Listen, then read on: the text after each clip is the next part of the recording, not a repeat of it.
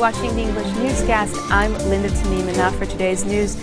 Agriculture Minister Akram Shayib says finding landfills for the Beirut and Mount Lebanon waste remains the major obstacle to the implementation of a comprehensive trash plan.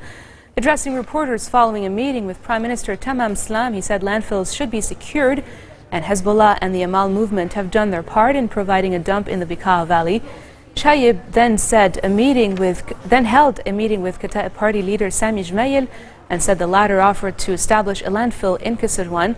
Shayib then met with Education Minister Lias Boussab, who said changes introduced to Shayib's plan should be brought into force. He also revealed that he was seeking the establishment of an incinerator to manage the waste of Metan town, of Tur Shwer, and neighboring areas. Shayib was hoping to reach a solution to the nearly 4-month trash crisis by the end of this week, based on shared responsibility, an idea offered by Parliament Speaker Nabih Berri.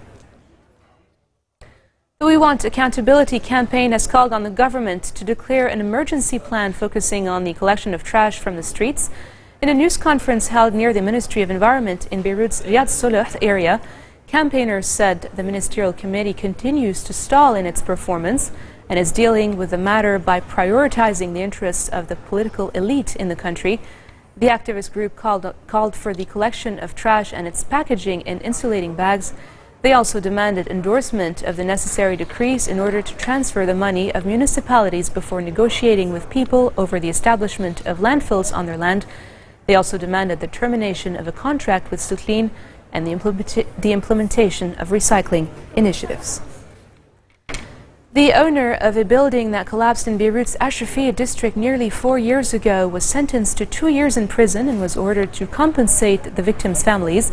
A judicial source says the owner of the building in the Fasuh neighborhood, which collapsed on January 15th of 2012, will have to pay $1.3 million to those who were injured and the families of the 27 who died in the incident. The 7-story building was 46-year-old at the time of the collapse and was home to mostly poor immigrants. A number of Lebanese families also lived there.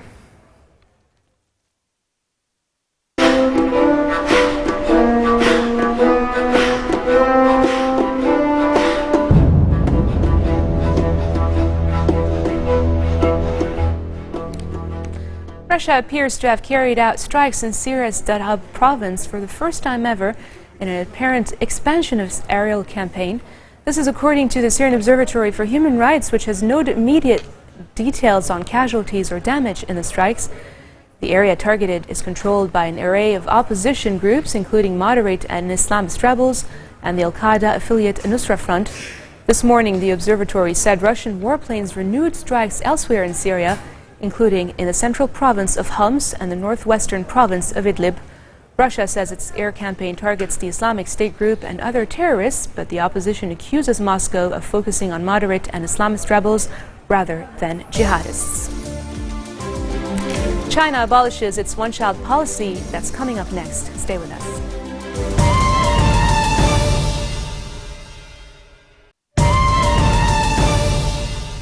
Welcome back. You're watching the English newscast. The United Nations has warned that a deadly surge in violence between Israelis and Palestinians is leading them towards a catastrophe. In Washington, U.S. Secretary of State John Kerry took aim at Israeli and Palestinian leaders, urging the Palestinian Authority to stop inciting violence and calling for firm and creative leadership from both sides to end the violence. In his speech, Kerry also addressed a wide range of Middle East hot topics, from the Iran nuclear deal to fighting the Islamic State in Syria. It's not state on state, with a few exceptions. It's non-state actors who are confounding states and the global order. And that presents a very different challenge. So I can tell you that despite the complexity, and I am certain of this, the United States of America is more deeply engaged today in more places on more important issues with impact than at any time before in our history. And it is absolutely vital for Israel to take steps that empower Palestinian leaders to improve economic opportunities and the quality of life for their people on a day-to-day basis. And it is equally important for Palestinian leaders to cease the incitement of violence and to offer something more than rhetoric. Instead, propose solutions that will contribute in a real way to the improvement of life, to the reduction of violence, and to the safety and security of Israelis. Firm and creative leadership on both sides is absolutely essential. A two-state solution with strong security protections remains the only viable alternative. We're also enhancing our air campaign in order to help drive Daesh, which once dominated the Syria-Turkey border, out of the last 70-mile stretch that it controls. But at the end of the day, nothing would do more to bolster the fight against Daesh than a political transition that sidelines Assad so that we can unite more of the country against extremism.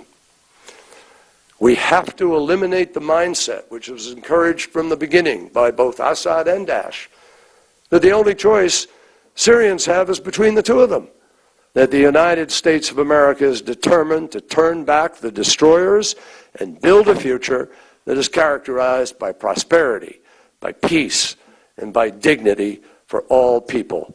That is a worthy fight. Thank you all very, very much.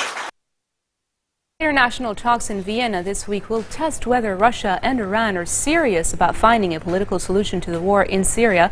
This is according to Saudi Foreign Minister Adel al-Jubeir, whose comments came after Iran announced it was accepting an invitation by the U.S. and Russia to attend the talks in the Austrian capital. Jubeir was speaking at a news conference in the Saudi capital, Riyadh, with visiting British Foreign Secretary Philip Hammond. The talks formally begin on Friday, but U.S. Secretary of State John Kerry, who's already in Vienna, is expected to meet some other participants later on today. The differences that remain are with Russia and with Iran with regards to how and when Bashar al-Assad leaves. And so the view of our partners in this was that we should test the intentions of the Iranians and the Russians about their seriousness in arriving at a political solution in Syria, which we all prefer. Iran are clear that Assad must go. But the Russians and the Iranians have different. If there is not a way to bridge the gap, then we will discuss in a different format how we take forward attempts at resolution of the crisis in Syria, but it won't be meeting in a group of this size, including Russia and Iran, if we can't find a way to bridge the gap.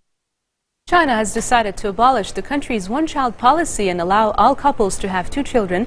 This is according to China's official news agency Xinhua, which cited a communique issued by the ruling Communist Party after a 4-day meeting in Beijing to chart the course of the nation over the next 5 years. The restriction was introduced in 1980 as a way to curb the population and limit demands for water and other resources. The controversial policy restricted most couples to only a single offspring, and for years authorities argued it was a key contributor to China's economic boom. But after years of strict, sometimes brutal enforcement by a dedicated government commission, China's population is now aging rapidly, gender imbalances are severe, and its workforce is shrinking. And moving on to Europe, at least 11 people, mostly children, have died in 5 separate incidents in the Eastern Aegean, as thousands of people continue to head to the Greek islands from Turkey in frail boats and stormy weather. Authorities on the Greek island of Lesbos said 38 people were believed still missing after a wooden boat carrying refugees sank on Wednesday evening.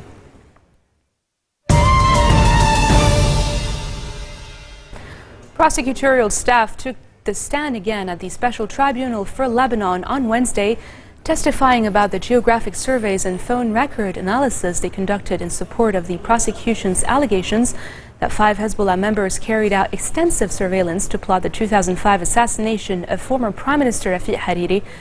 FutureTV correspondent Sherb El-Aboud has brought us an exclusive interview with the STL president who was visiting Beirut. Have a listen. Thank you very much for your question. I think it's very important to to explain that the tribunal, a special tribunal for Lebanon, is working as a highly professional and independent judicial body.